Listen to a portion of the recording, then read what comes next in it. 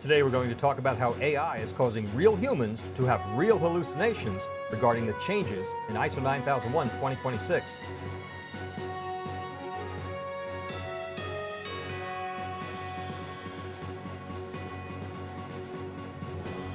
Hello everybody. Today I want to talk about how real humans are starting to have hallucinations based on AI hallucinations. And there's no better place to look at that than what we see with what the information coming out about this new version of ISO 9001 that's going to be published this year, later in 2026. Now, very briefly, in a layman's term, what is an AI hallucination?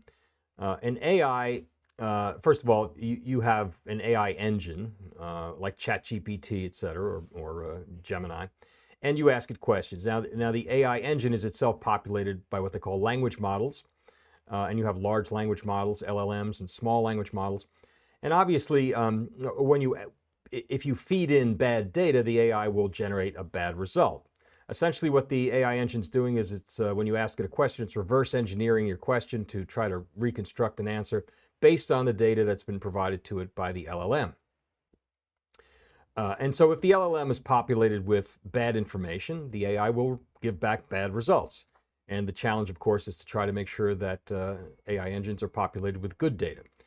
However, then you begin to see things where it begins to deviate over time. And so even if you've given it good data, the AI engine is not a human being, and it's not actually artificial intelligence. It doesn't really meet the definition of the term. But over time, it will start to present wrong data as facts, and this is what we call the hallucination. Some of this is based on bad data, but also you can give it good data, but since the AI can't tell the context of that, it doesn't know, like a human would, whether or not if it presents good data in the wrong way, that will result in a bad result. So the AI hallucinations are where it presents bad data and the wrong answer, but it presents it as complete fact. Now, what we're seeing regarding ISO 9001 is similar, but I need to explain sort of the very brief history of this latest edition of ISO 9001 called ISO 9001 2026. The first question I need to answer is, why was it updated? Okay, and you need to understand this because this is not information that you will find in general. I mean, the people behind the scenes know this to be true, but you won't find it populating sources like ChatGPT, etc. The real reason is that we need to understand, first of all, why are ISO standards updated? ISO, when it first began, published technical standards. And in fact, if you remember in the 70s and 80s, the thing that ISO was most famous for was film speeds. So on your film canister, when you would buy a canister of film, it would say ISO 400 or ISO 800 or ISO 1600. These are the same ISO settings that you have on your camera to this day. Even in your smartphone, you'll see ISO film settings having to do with what they would call film speeds. It has to do with whether or not the film was capable of taking good pictures in the dark, or how much light it needed, for example. And that was what ISO was famous for. And ISO was also publishing other technical standards. And ISO put in a rule saying that every 5 years, it's going to review a technical standard to see if the technology had changed, which would warrant an update to that technical standard, which makes sense. As cameras evolved and camera technology evolved, it widened the availability of faster film speeds, and so ISO film speeds could be advanced further than where they were, say, 100 years ago. Other things like you can see, for example, it's not an ISO standard, but for example, your USB cable. The old USB-A cables were very slow and couldn't carry a lot of power, if any power at all. And now the latest USB-C is able to charge your phone at the same time you're transferring tremendous amounts of data. And the physical shape of the USB cable and the connector has changed. So therefore, the standards had to change. So that makes sense. Now again, USB is not an ISO standard, but you get the idea. So for technical standards, this matters. Every once in a while, you need to pause, see if the technology of the world has changed to update the standard. ISO then began creating management system standards, which are non-technical. And management system standards, such as ISO 9001, present generally accepted good practices having to do with certain management principles or professions or areas of study. So we have ISO 9001 for quality management, ISO 14001 for environmental management, ISO 27001 for cybersecurity, etc. But these are not technical standards, and they're called specifically MSSs, management system standards. However, ISO applied the same 5-year rule. Now, the reason ISO applied the 5-year review rule was more to sell standards than because any technology would have any impact on them. This is because technology has no real impact on a management system standard. If you're presenting management practices, then technology represents tools, and management system standards never talk about tools. So for example, ISO 9001 says you need to control your documents. But whether you control your documents in the way that we did in the 1950s with red stamps and binders full of paper, the rules are still equally valid if you do that, or if you use technological aspects like SharePoint. The technology is irrelevant. It is the requirement under a management system. It says to do a thing, but it doesn't tell you how to do it or what tool to use. So technology is irrelevant for management system standards. At the same time, you need to understand that something else happened. ISO had begun to realize that its standards weren't following a standard format. So for example, one standard might have section 1 and it talked about a certain thing. Another standard would have section 1 and talk about something entirely different. So they decided they wanted to standardize their own standards. Made sense. And they put together something called the high-level structure, or HLS. And this was going to be done by an internal committee called the ISO Technical Management Board, or TMB. The TMB was empowered by ISO to create this high-level structure. And the high-level structure would insist, for example, that all standards, management system standards, started with Clause 0, Introduction. Clause 1, Scope. Clause 2, Normative References, etc. And then you would get down into Clause 4, and then you would have the meat of that particular standard. And the meat of that standard would be different for a quality management system standard than it would be for a cybersecurity standard. But the structure, the paragraph numbering, and the clauses would roughly be defined and universal from one standard to the other. So the TMB was tasked with this HLS. Very quickly, however, the authors of this HLS wanted to begin writing content. And this is where everything went wrong. Because the people working on the TMB are not subject matter experts. And they can't be. Their output affects every single management system standard there is. From quality to environment to cybersecurity to occupational health and safety to railroads to everything, to medical device, aerospace. So obviously the TMB can't be experts in all of those things. But when they were constricted to writing formatting, that's okay. But when they started to write content, that's when everything went wrong. And ISO gave them permission to do this. And so the HLS was no longer a structure, it was now content, which included definitions of terms, entire sections of standards. And this broke all of ISO's rules. ISO's rules say that the content of standards must be written by formally nominated delegates from all the ISO member nations, and also people who are subject matter experts on the given subject. The TMB is neither. They're not nominated, they're not delegated, and they're not subject matter experts. ISO 9001, for example, contains over a third of its text was written by the TMB within this HLS. And then furthermore, ISO said the HLS text is mandatory. It can't be voted on. It can't be corrected. It can't be edited.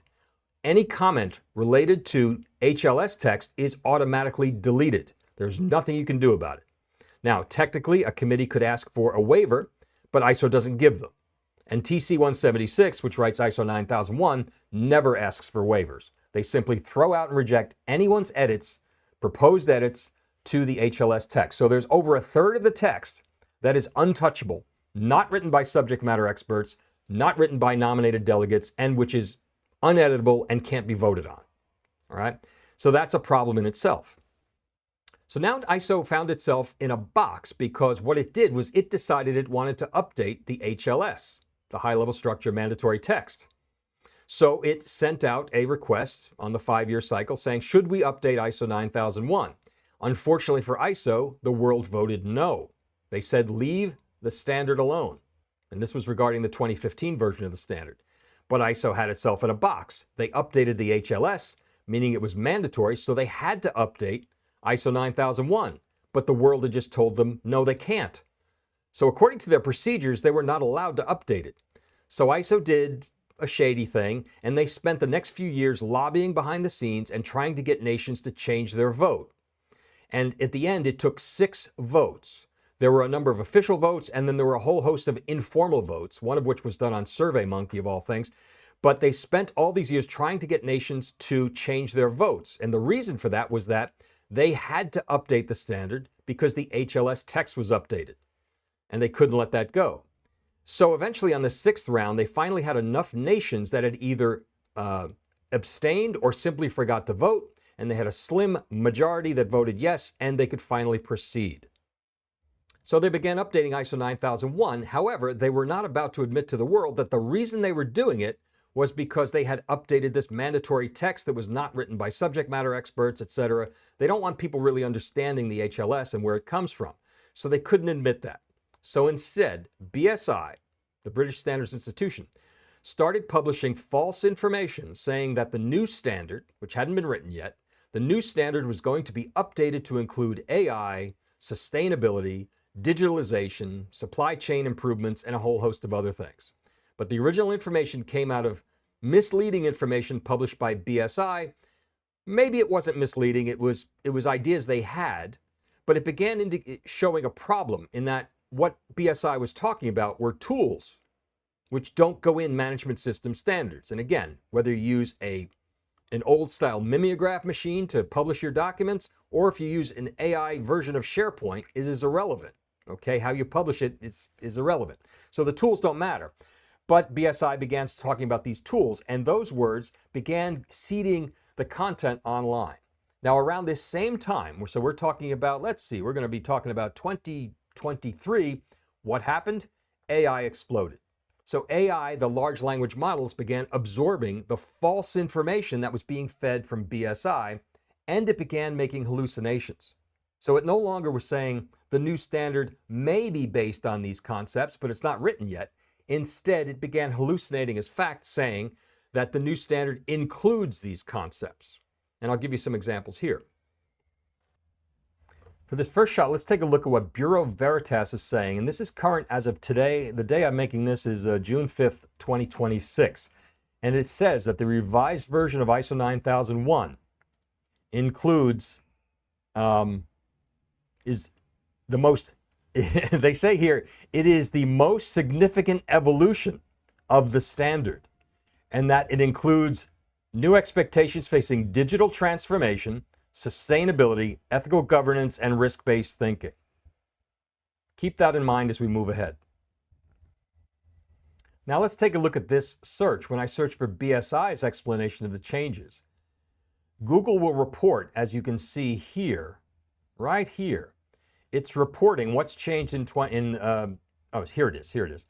And it's saying here that the key changes include sustainability, ethical leadership, digital systems, and the move to a harmonized structure. Now, the harmonized structure was put in place for the 2015 version, so there's no changes there.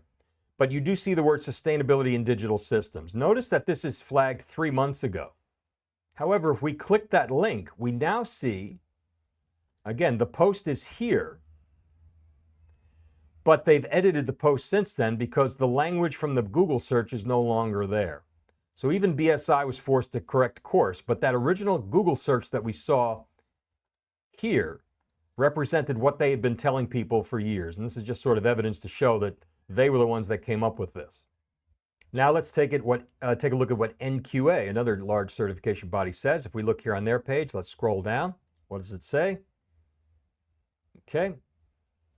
They expect greater alignment with digital trends, AI, and emerging tech, strengthen stakeholder engagement expectations, etc. You're getting the idea, but now let's take a look at another one. Here's Intertech. What does Intertech have to say? Same thing.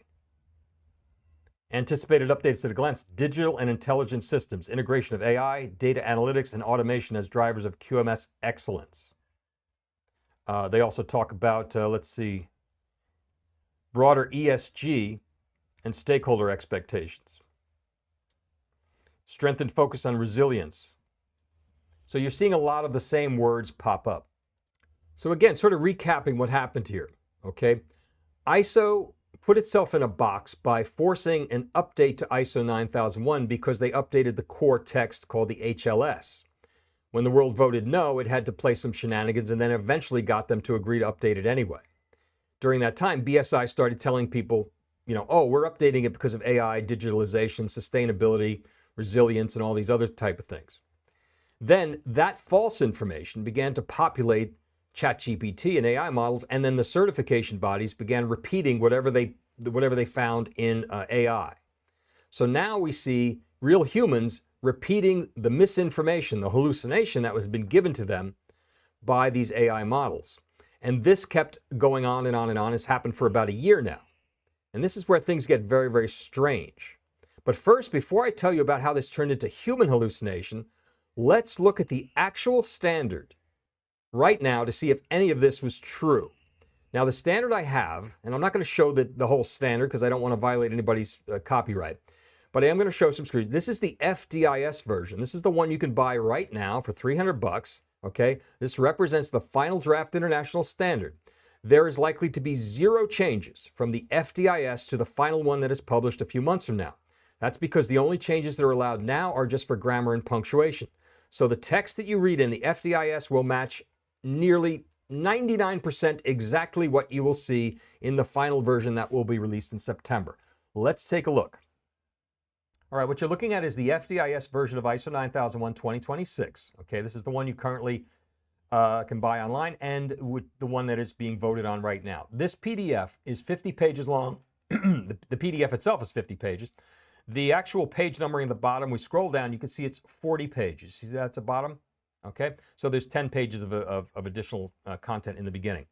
What I want to clarify, though, is that this includes the front matter and the back matter. The front matter are clauses 0, 1, 2, and 3, all the introductory stuff, and the back matter are all the annexes. And there are significant annexes added this time. We're going to do a search right now. Let's see what happens. Okay, there's my search.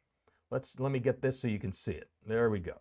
All right, so we're going to do a search, and I'm going to do a search for AI, all right? And then I'm going to change this to whole words, case sensitive. What do you see? No findings. There are no findings here. Now my screen is showing an alert saying there's nothing found. You don't see that, but there's 0. Let me just show how it works. I'm going to do a 9001, okay? And then obviously it's going to start scrolling me through the document to take all those out. So we know that search is working. If I search for 9001, we see it's working. The search for AI came up with 0 results, nothing, not 1. So let's see if they use the word artificial intelligence as a term. So we'll search for artificial. Nothing, 0. Okay, let's search for intelligence. Nothing, 0. Let us search for, what was one of the other ones they talked about? Resilience. Nothing, 0. No hits. All right, now let's do this next one. Sustainability is another big one. They have one example of the word sustainable, which appears in the front matter, and it has to do with, they're saying here that a QMS can be a foundation for sustained development initiatives. That's it. That is not sustainability. That is a different context and a different meaning. Otherwise, 0 results for sustainability. What about another one that was big was here, digitalization. So we'll do digital, and there's one example of the word digital showing up, which appears in a note in 716. Okay? And the note says organizational knowledge can take different forms, such as, and we jump down to the bottom, knowledge represented in documented information, digital systems, and other media. There is no other incident at all of the term digital and 0 appearances of the term digitalization. Nothing. 0. So none of that was true. None of that is true. None of it will be true. The only changes between ISO 9001:2015 and ISO 9000:2026 in the requirements section is the addition of the terms ethics and quality culture, and they both appear in areas of the standard that don't provoke any kind of actionable deliverable. You don't have to do anything, Okay? It doesn't require a policy or a procedure or anything like that. It simply says act ethically and implement some kind of quality culture without defining what that is. Okay? Even if you jump to the annex materials, you will not get guidance on those either. So there's no action, and that's it for the changes and requirements. The other change that they're making a fuss about is this idea of opportunity-based thinking, but all they've done is clarified the existing clause that we already had and added a branding to it called opportunity-based thinking, but there are no new requirements. So the changes from 2015 to 2026 are almost nothing. Almost nothing. They did incorporate the 2024 climate change amendment, so there's one sentence added about that, but we're talking about nearly insignificant changes. And yet they've released a new standard, doubled the cover price, and now you have to buy it, and you're going to have to implement it. But as we see, the statements being made by Bureau Veritas and Intertek and NQA and SGS and all the rest are absolutely patently false. And the reason for this is that the information was originally populated by BSI in anticipation of things they thought would be in the standard, but then when they wrote the standard, they never put them in, but it was too late because AI models had already been populated with this bad information, and the certification bodies and consultants were just publishing information based on that. But now let's get into the really, really creepy part, and that's where humans are now hallucinating based on all this false information, despite having the truth literally in their hands. I want to start first with this. This is a video that was published by BSI, very highly polished. They spent a lot of money on this, okay? And you can find this on YouTube, and I'll put a link somewhere in the comments. But let's look. If I jump here, I'm not going to show the video because I don't want to steal their copyright. But the video is presented by Sam Somerville, who was the chair of the committee that wrote the standard. Now, she's a former BSI employee. She now has a private consulting company. But she's responsible for the standard, and she literally wrote some of the words in it. But I want to read a quote from the transcript of this video. And again, you can click this and watch this yourself because it is shocking. At the point that she wrote this, the standard was already fairly much done, okay? And not a lot changed afterwards. And again, she's the head of the committee that wrote it, so she should know what's in it. But here's what she said. As leaders and decision makers across key sectors, you understand that the world of business is evolving rapidly, driven by complex supply chains, rising expectations around ethics and sustainability, and the relentless pace of digital change. Today, I'll provide a high-level overview of the strategic intent behind the ISO 9001-2026 revision. We'll explore why these changes are needed, how the standard is shifting from a process-focused tool to a holistic governance framework, and why this matters for your organization's future. Most importantly, I'll highlight how stronger internal governance rooted in culture, ethics, and resilience builds the trust and partnerships essential for world trade and sustainable growth. Now let's pause on that for a second. We're finding keywords appearing in the words coming out of her mouth, okay? Such as digital change, sustainability, resilience, which again, I showed never appear in the standard at all. They're not in there. Now, at the time that she wrote this and the time that she shot this and was very, again, professionally, you could see professional camera work and lighting, and they've even got like a little bokeh effect in there and everything, lots of graphics, etc. They spent a lot of money on this to have Sam Somerville lie to everyone on the planet. She's lying. She's gaslighting. She's telling you that there is stuff in the standard that wasn't there when she shot this video and never appears since. It's simply not there. What's so horrible about this is that she not only represents TC-176, de facto she represents BSI. She insists she doesn't work there anymore. That's fine, but they put her in this position. But this is a BSI video, okay? This is official. It's got their logo on it. So BSI and ISO are colluding to present this misinformation. Now, whether she's hallucinating or not, I don't know. I don't think so. I think she's just lying. That's my opinion. But maybe she's hallucinating. Maybe she's read so much of the AI stuff, she's actually having a human hallucination and imagining things that are not there.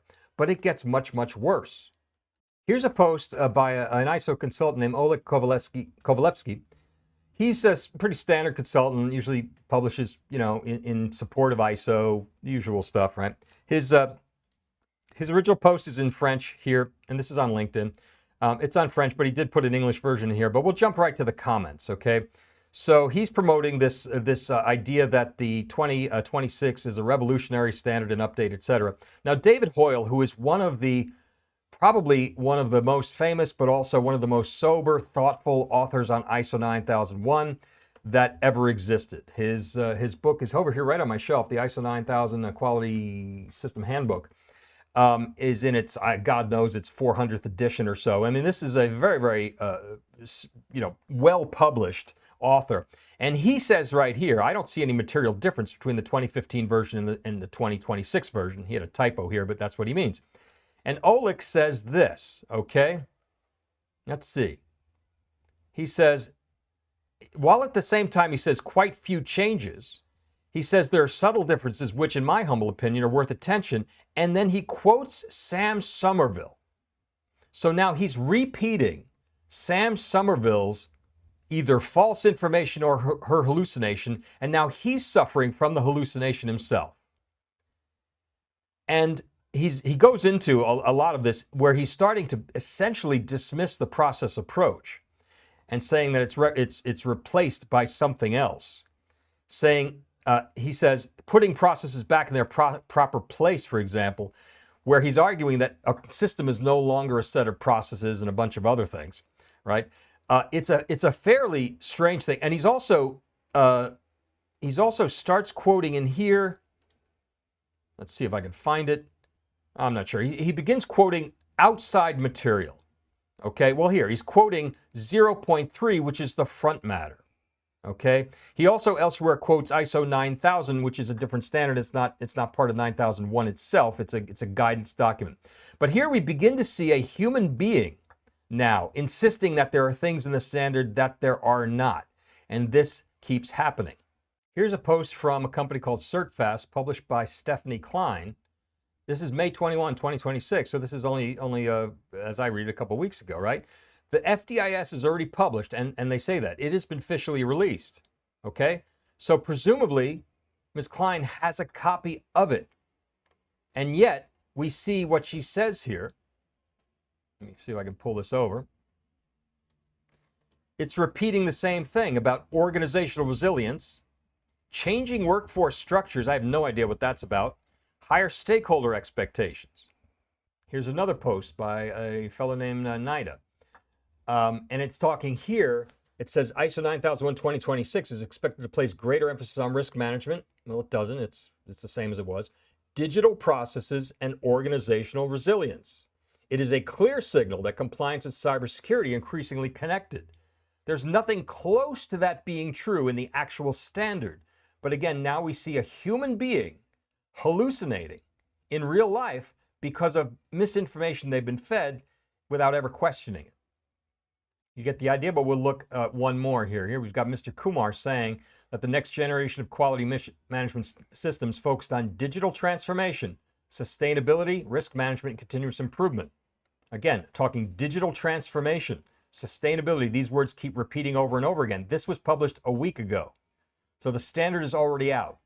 We have a human being here, in this case, Mr. Kumar, having a hallucination based on false information he's been fed, who now believes that he sees the words on the paper when they don't exist. So apart from ISO 9001, this just shows the impact that AI has on human beings and their brain structure, right? We're at the point now that if ChatGPT says the wrong thing enough times, even if you're given a piece of paper that proves it wrong, you won't believe it. You're going to believe what you've been told by AI over what you see with your own eyes. And this is near some kind of psychosis that's happening on a mass scale as people surrender their ability to think for themselves, to read and understand things, and to comprehend, and just default to whatever some computer program told them. With regard to ISO 9001, I cannot emphasize enough how minor this change is. You are going to be inundated with false information trying to sell you expensive courses on the changes. It is not necessary. On the Oxford site, for example, I have a set of 2 documents you can download for entirely free that will cover your ethics and your quality culture aspect of it. You will have to customize them, yes, but it will get you started, and it's completely free. I'm not making any money on it, right? So, and then the other aspects regarding this opportunity-based thinking change doesn't result in any tangible thing that you need to do. If you were doing risk and opportunity previously, you've already satisfied that requirement. And if you already satisfied this climate change edition from 2024, then again, nothing to do here. So please don't panic about this, and please do not let yourself be turned into a hallucination machine yourself because some bad code is out there populating bad AI engines. All right, and that's it. So there's plenty more guidance documents and other cool stuff on the Oxbridge site. I hope you go visit. Thanks very much. Don't forget to hit like and subscribe here, and I'll talk to you next time.